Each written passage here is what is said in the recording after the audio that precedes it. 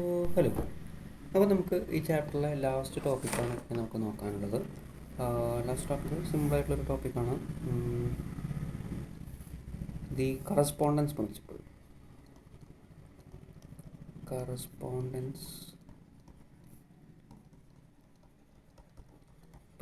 Okay, correspondence പ്രിൻസിപ്പിളാണ് നമുക്ക് ഈ ചാപ്റ്ററിൽ ലാസ്റ്റ് നോക്കാനുള്ളത്. ഈ കറസ്പോണ്ടൻസ് പ്രിൻസിപ്പിൾ എന്ന് പറഞ്ഞു കഴിഞ്ഞാൽ ഈ ആറ്റം മോഡൽസിൽ മാത്രം നമ്മൾ കൊടുക്കുന്ന ഒരു സംഭവമല്ല, ഒരുപാട് തിയറീസിൽ നമ്മൾ അപ്ലൈ ചെയ്യുന്ന ഒരു പ്രിൻസിപ്പിളാണ് എന്ത് കറസ്പോണ്ടൻസ് പ്രിൻസിപ്പിൾ. കറസ്പോണ്ടൻസ് പ്രിൻസിപ്പിൾ എന്നതിൻ്റെ ഒരു ബേസിക് സംഭവം എന്ന് വെച്ച് കഴിഞ്ഞാൽ, നമ്മളിപ്പോൾ നേരത്തെ പറഞ്ഞു ക്വാണ്ടം മെക്കാനിക്സ്, ക്ലാസിക്കൽ മെക്കാനിക്സ്, അങ്ങനെയാണ് ഇപ്പോൾ നമ്മൾ രണ്ട് മെക്കാനിക്സിൽ നമ്മൾ ഡീൽ ചെയ്യുന്നത് അല്ലേ. നമ്മൾ ജീവിക്കുന്ന വേൾഡിൽ, അതായത് മാക്രോ വേൾഡിൽ, നമ്മൾ ജീവിക്കുന്ന വേൾഡിൽ നിയമങ്ങൾ എന്ന് പറഞ്ഞു കഴിഞ്ഞാൽ ക്ലാസിക്കൽ മെക്കാനിക്സ് ആണ്. അതായത് ന്യൂട്ടൺസ് ലോസും കാര്യങ്ങളൊക്കെയാണ് നമ്മളെ വേൾഡിൽ നമ്മൾ അപ്ലൈ ചെയ്യുക. ക്വാണ്ടം മെക്കാനിക്സ് എവിടെയാണ് അപ്ലൈ ചെയ്യുക? ക്വാണ്ടം മെക്കാനിക്സ് നമ്മൾ ക്വാണ്ടം വേൾഡിലാണ് അപ്ലൈ ചെയ്യുന്നത് അല്ലേ. അതായത് വളരെ മൈക്രോ വേൾഡ്, ആറ്റത്തിൻ്റെയും ഇലക്ട്രോൺസിൻ്റെ ഒക്കെ ലോകത്താണ് നമ്മൾ എന്ത് അപ്ലൈ ചെയ്യുന്നത്, നമ്മൾ ക്വാണ്ടം മെക്കാനിക്സ് നമ്മൾ അപ്ലൈ ചെയ്യുന്നത്. പക്ഷേ ആക്ച്വലി ഈ ക്വാണ്ടം മെക്കാനിക്സും ക്ലാസിക്കൽ മെക്കാനിക്സും നമുക്ക് ഡെഫിനിഷനൊക്കെ നോക്കുമ്പോൾ എൻറ്റയർലി ഡിഫറെൻ്റ് ആയിട്ട് തോന്നുമെങ്കിലും രണ്ടും എന്താണ്, ആക്ച്വലി രണ്ടും വളരെ ഇൻ്റർ റിലേറ്റഡ് ആണ്. അതായത് classical mechanics is just A limitation of quantum mechanics. അതായത് ക്വാണ്ടം മെക്കാനിക്സിൽ നമ്മൾ അപ്ലൈ ചെയ്യുന്ന കാര്യങ്ങളൊക്കെ നമുക്ക് അവിടെ അപ്ലൈ ചെയ്യാൻ പറ്റും, ക്ലാസിക്കൽ വേൾഡിൽ നമുക്ക് എന്ത് ചെയ്യാൻ പറ്റും, അപ്ലൈ ചെയ്യാൻ പറ്റും. എന്ത് ചെയ്താൽ മതി, നമ്മളെ കൺസിഡർ ചെയ്യുന്ന സിസ്റ്റത്തിൽ ഒന്ന് വലുതായി കൺസിഡർ ചെയ്താൽ മതി. അതായത് ഇപ്പോൾ ഫോർ എക്സാമ്പിൾ, ഇപ്പോൾ നമ്മൾ കൺസിഡർ ചെയ്യുന്ന ബോർ ആറ്റം മോഡലൊക്കെ നമ്മൾ എന്നിൻ്റെ വാല്യൂ കൺസിഡർ ചെയ്യും. എൻ നമ്മൾ 1, 2, 3 ഒക്കെയാണ് നമ്മൾ കൺസിഡർ ചെയ്യുന്നത്. വളരെ ചെറിയ വാല്യൂസൊക്കെയാണ് നമ്മൾ കൺസിഡർ ചെയ്യുക. അത് വളരെ ലാർജ് വാല്യൂസ് നമ്മൾ കൺസിഡർ ചെയ്യണമെന്ന് വിചാരിക്കാം. വളരെ ലാർജ് വാല്യൂസ് മീൻസ് ഇപ്പോൾ ഒരു 10⁻3, 10⁻4 അങ്ങനത്തെ വലിയ വാല്യൂസൊക്കെയാണ് നമ്മൾ കൺസിഡർ ചെയ്യുന്നത്. അതെന്തായിട്ട് മാറും, അതൊരു മാക്രോ ഒബ്ജക്റ്റ് ആയിട്ട് മാറും. അപ്പോൾ അതെന്തായി മാറി, ക്ലാസിക്കൽ, അപ്പോൾ എന്തായാലും മാറി, ക്ലാസിക്കൽ പാർട്ടികളായിട്ട് മാറി. ഓക്കെ, അപ്പോൾ ക്വാണ്ടം മെക്കാനിക്സിൽ നമുക്ക് കിട്ടുന്ന റിസൾട്ടുകളും അതുപോലെ തന്നെ ക്ലാസിക്കൽ മെക്കാനിക്സിൽ നമുക്ക് കിട്ടുന്ന റിസൾട്ടുകളും സെയിം ആണ് എന്നുള്ളത്, സെയിം മീൻസ് ക്വാണ്ടം കണ്ടീഷൻസ് നമ്മൾ അപ്ലൈ ചെയ്യുമ്പോൾ നമുക്ക് കിട്ടുന്ന റിസൾട്ടും അതേ സാധനമാണ് ക്ലാസിക്കലായിട്ട് ചേഞ്ച് ചെയ്യുമ്പോൾ നമുക്ക് കിട്ടുന്ന റിസൾട്ടുകൾ സെയിം ആണ് എന്നുള്ളത് നമ്മൾ പ്രൂവ് ചെയ്യേണ്ട കാര്യമാണ്. കാരണം രണ്ട് ഡിഫറെൻ്റ് ആയിട്ടുള്ള മെക്കാനിക്സ്, രണ്ട് ഡിഫറെൻ്റ് ആയിട്ടുള്ള ഇതൊന്നുമില്ല. ജസ്റ്റ് ക്വാണ്ടം മെക്കാനിക്സിൽ നമ്മൾ n=large അപ്ലൈ ചെയ്യുന്ന നമ്മളൊരു സംഭവമാണ് എന്ത്, ക്ലാസിക്കൽ മെക്കാനിക്സ് പറഞ്ഞു കഴിഞ്ഞാൽ. അപ്പം നമുക്ക് രണ്ടിലും ഒബ്റ്റെയിൻ ചെയ്യുന്ന റിസൾട്ടുകൾ എന്തായിരിക്കണം, തമ്മിൽ സെയിം തന്നെ ആയിരിക്കണം അല്ലേ. ആ ഒരു കാര്യമാണ് എന്ത് കറസ്പോണ്ടൻസ് പ്രിൻസിപ്പിൾ പ്രൂവ് ചെയ്യുന്നത്. So correspondence principle States that quantum theory must agree with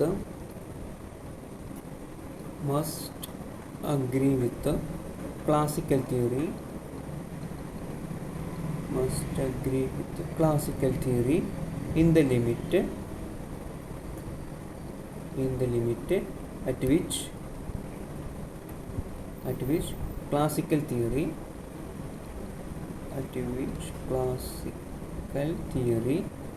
is known to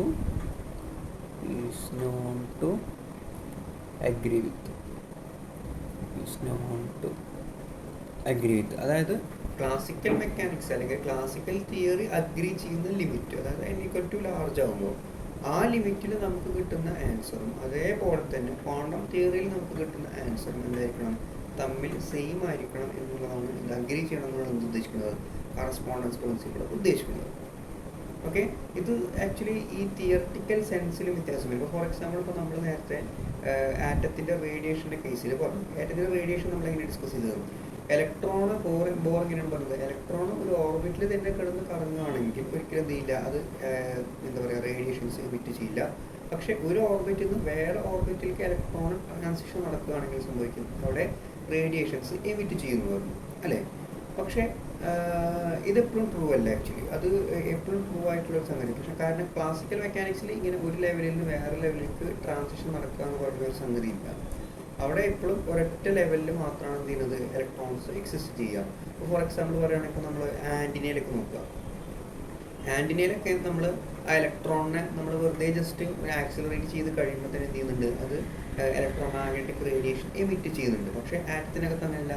ആറ്റത്തിനകത്ത് എന്താ ചെയ്യുന്നത്, ഇലക്ട്രോൺസ് സർക്കുലർ ഓർബിറ്റിൽ കിടന്ന് കറങ്ങുമ്പോൾ എന്ത് ചെയ്യുന്നില്ല, അത് റേഡിയേറ്റ് ചെയ്യണില്ല. പക്ഷേ ഒരു ലെവലിൽ നിന്ന് വേറെ ലെവലിലേക്ക് ചാടുമ്പോൾ എന്ത് ചെയ്യുന്നുണ്ട്, അത് റേഡിയേറ്റ് ചെയ്യുന്നുണ്ട്. അപ്പോൾ അവിടെ തിയറികൾ തമ്മിലുള്ള വ്യത്യാസം ഉണ്ടെങ്കിൽ കൂടി നമുക്ക് കിട്ടുന്ന ആൻസർ, ലാസ്റ്റ് കിട്ടുന്ന ഫ്രീക്വൻസിയുടെ റിസൾട്ട് എന്തായിരിക്കണം, സെയിം ആയിരിക്കണം എന്നാണ് എന്ത് പറയുന്നത്, കറസ്പോണ്ടൻസ് പ്രിൻസിപ്പിൾ പറയുന്നത്. ഓക്കെ, നമുക്ക് ഈ സംഭവം ഞാൻ നേരത്തെ പറഞ്ഞു, ഇതൊരു ജനറൽ ആയിട്ടുള്ള കോമൺ ആയിട്ടുള്ള തിയറി ആണ്, അല്ലാതെ ബോർ ആറ്റം മോഡലിന് മാത്രം അപ്ലൈ ചെയ്യുന്ന ഒരു തിയറി ഇല്ല. ഇതൊരു കോമൺ ആയിട്ടുള്ള തിയറിയാണ്. നമുക്ക് ഇത് എന്ത് ചെയ്യാം, ബോർ ആറ്റം മോഡലിൽ അപ്ലൈ ചെയ്യാം. ഓക്കെ, സോ ആദ്യം നമുക്ക് ക്ലാസിക്കൽ തിയറി നോക്കാം. ഓക്കെ, ആദ്യം നമുക്ക് ക്ലാസിക്കലി നമുക്ക് നോക്കാം. ഓക്കെ, ക്ലാസിക്കലി നമുക്ക് നോക്കാം. ക്ലാസിക്കലി നമുക്ക് നോക്കുമ്പോൾ നമുക്കറിയാം, നമ്മൾ നേരത്തെ ഡിസ്കസ് ചെയ്തിരുന്നു എപ്പോഴാണ് ഒരു ഇലക്ട്രോൺ റേഡിയേഷൻ എമിറ്റ് ചെയ്യുക. ക്ലാസിക്കലി നമുക്കറിയാം, നമ്മൾ മുന്നേ നമ്മൾ തോംസൺ മോഡൽ നമ്മൾ ഡിസ്കസ് ചെയ്തിട്ടുണ്ട്. അതായത് എന്താണ്, ഒരു ഇലക്ട്രോൺ ഒരു സർക്കുലർ പാത്തിൽ ഓർബിറ്റ് ചെയ്യുകയാണ്, സർക്കുലർ പാത്തിൽ കിടന്ന് മൂവ് ചെയ്യുകയാണെങ്കിൽ അതെന്ത് ചെയ്യുന്നുണ്ടായിരിക്കും, അത് ആക്സിലറേറ്റ് ചെയ്യുന്നുണ്ടായിരിക്കും. അപ്പോൾ അതെന്ത് ചെയ്യും, അത് റേഡിയേഷൻസ് എമിറ്റ് ചെയ്യും. അതാണ് ക്ലാസിക്കൽ തിയറി പറയുന്നത്. And this frequency of radiation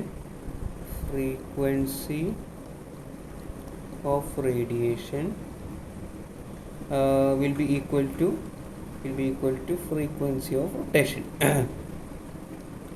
Frequency of radiation will be equal to frequency of rotation.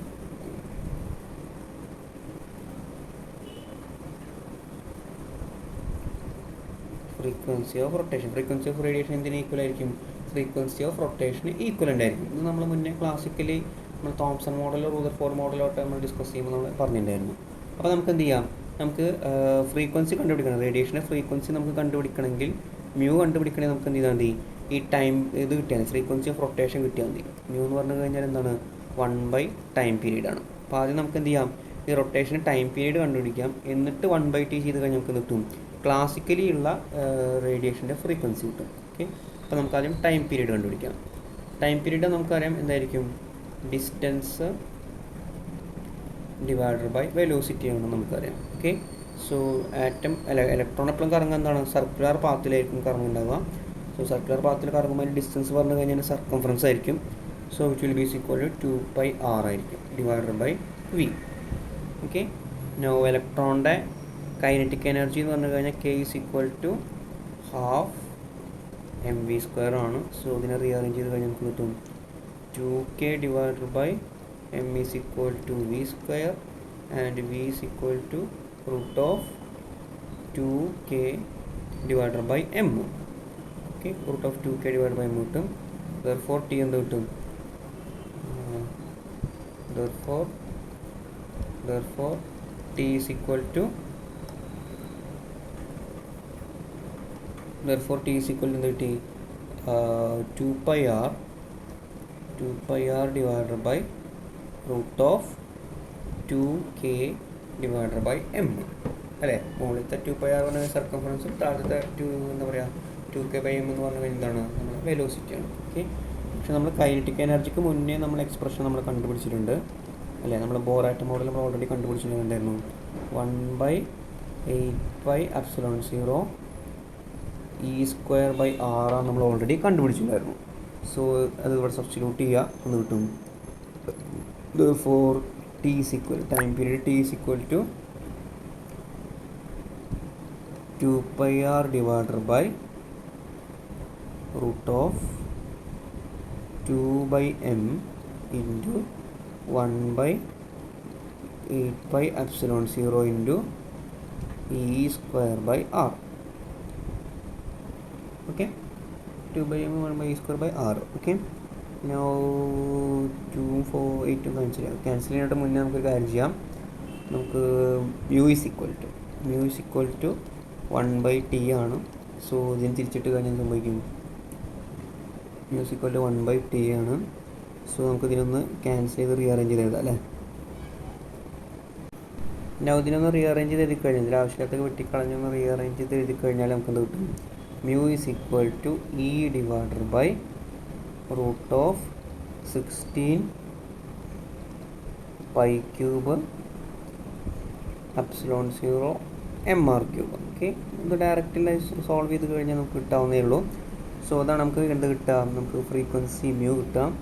നമുക്ക് radiation r is equal to or R N is equal to ഇതാണെങ്കിൽ R N കൊടുക്കുകയാണെങ്കിൽ R N നമ്മൾ മുന്നേ കണ്ടുപിടിച്ചിട്ടുണ്ട്. എന്താണ് 4πε0 h cut square divided by me square n square. Now ഇതെന്ത് ചെയ്യുക, ഈ R എന്നെ ഇവിടെ സബ്സ്റ്റിറ്റ്യൂട്ട് ചെയ്ത് കൊടുക്കുക. സബ്സ്റ്റിറ്റ്യൂട്ട് ചെയ്ത് എന്തിനാ സോൾവ് ചെയ്യുക. നമുക്കതിൻ്റെ റിസൾട്ട് മാത്രമാണ് ഇമ്പോർട്ടൻറ്റ്, അതുകൊണ്ടാണ് ഇതിന് സോൾവ് ചെയ്യണത് എഴുതാത്തത്. അപ്പോൾ ഇത് ഇവിടെ സബ്സ്റ്റിറ്റ്യൂട്ട് ചെയ്ത് സോൾവ് ചെയ്ത് കഴിഞ്ഞാൽ നമുക്ക് കിട്ടും മ്യൂ ഈസ് ഈക്വൽ ടു നമുക്ക് കിട്ടും me raised to 4 divided by 32 pi cube epsilon 0 square h cut cube into 1 by n cube. Okay, so ഇതാണ് നമ്മൾ ക്ലാസിക്കലി നമ്മൾ ബോർ ആറ്റം മോഡൽ നമ്മൾ സോൾവ് ചെയ്യുകയാണെങ്കിൽ നമുക്ക് കിട്ടുന്ന റിസൾട്ട്. ഓക്കെ, അപ്പോൾ ക്ലാസിക്കലി നമ്മൾ സോൾവ് ചെയ്യുകയാണെങ്കിൽ നമുക്ക് ഒബ്റ്റെയിൻ ചെയ്യുന്ന ഫ്രീക്വൻസിയുടെ വാല്യൂ ആണ് ഈ നമുക്ക് ഒബ്റ്റെയിൻ ചെയ്യുന്നത് ബി ഇക്വേഷൻ എ എന്ന് പറഞ്ഞിട്ട് നമുക്ക് റെപ്രസെൻറ്റ് ചെയ്യാം. ഓക്കെ, ഇനി നമുക്ക് ക്വാണ്ടം മെക്കാനിക്കലി ഒന്ന് സോൾവ് ചെയ്ത് നോക്കാം. ക്വാണ്ടം മെക്കാനിക്കലി ഓൾറെഡി നമുക്ക് അറിയാവുന്നതാണ്. ഫ്രീക്വൻസി ഇക്വേഷൻ ഓൾറെഡി നമുക്ക് അറിയാവുന്നതാണ്. എന്തായിരുന്നു, mu is equal to me raised to 4 divided by 64 pi cube epsilon 0 square h cut square into 1 by n2 square minus 1 by n1 square. ഇതാണ് നമ്മുടെ equation വന്നു കഴിഞ്ഞാൽ now let നമുക്ക് n1 is equal to n കൊടുക്കാം, n2 is equal to n-1 കൊടുക്കാം. Okay, n2 = n-1 കൊടുക്കുക. അതായത് ഇവിടുന്ന് എടുക്കാൻ പോകുന്നത് n-1 n-ലേക്കാണ് ചാടുന്നത് വിചാരിക്കാം. ഓക്കെ, സോ n1ന് n കൊടുത്തു, n2 കൊടുത്തു, n-1 കൊടുത്തു. So therefore mu is equal to എന്ത് വരും, me raised to 4 divided by 64 pi cube epsilon 0 square h cut square into 1 by n-1 the whole square minus 1 by n square. അതായത് നമ്മൾ രണ്ട് ലെവലുകൾ consider ചെയ്തു. അപ്പോൾ നമ്മൾ n1ന് n കൊടുത്തു, n2 കൊടുത്തു, n-1 കൊടുത്തു. എന്ത് വാല്യൂ കൊടുത്താലും പ്രോബ്ലം ഒന്നുമില്ല. ഓക്കെ, നൗ ഇത് സോൾവ് ചെയ്യുക, ഇത് ക്രോസ് മൾട്ടിപ്ലൈ ചെയ്യുക, എന്ന് സോൾവ് ചെയ്യുക.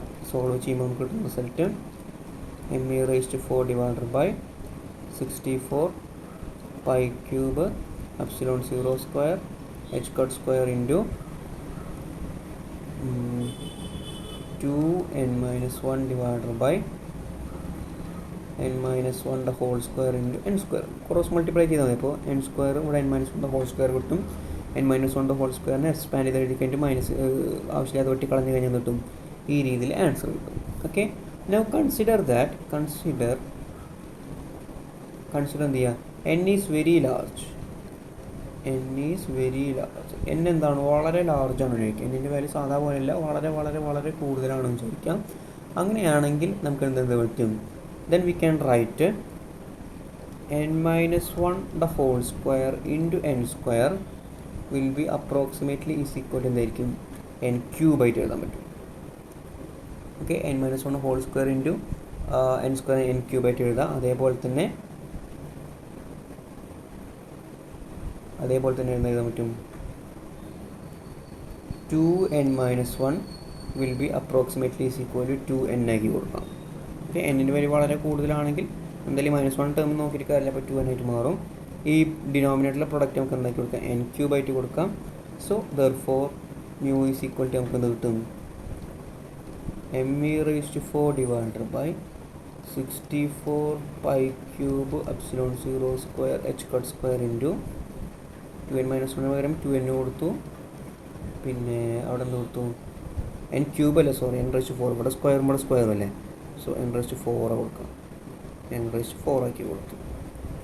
ഓക്കെ, സോ അതിന് റീഅറേഞ്ച് ചെയ്ത് കഴിഞ്ഞാൽ എന്ത് കിട്ടും, mu is equal to me raised to 4 divided by 32 pi cube epsilon 0 square h cut cube divided by into 1 by n cube. കാരണം ഇവിടെ n-4 ഉണ്ട്, n ഉണ്ട്, വെട്ടിപ്പോയി കഴിഞ്ഞാൽ n ക്യൂബ് ആവും. ഇവിടെ 2 64 വെട്ടിപ്പോയി കഴിഞ്ഞാൽ എന്താവും, 32 ആവും.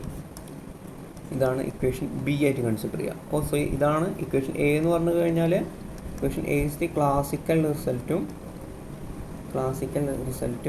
ഇക്വേഷൻ ബി എന്ന് പറഞ്ഞു കഴിഞ്ഞാൽ ഇറ്റ് ഈസ് ദ ക്വാണ്ടം റിസൾട്ടും. അതെന്താണ് ക്വാണ്ടം റിസൾട്ട് എന്നും.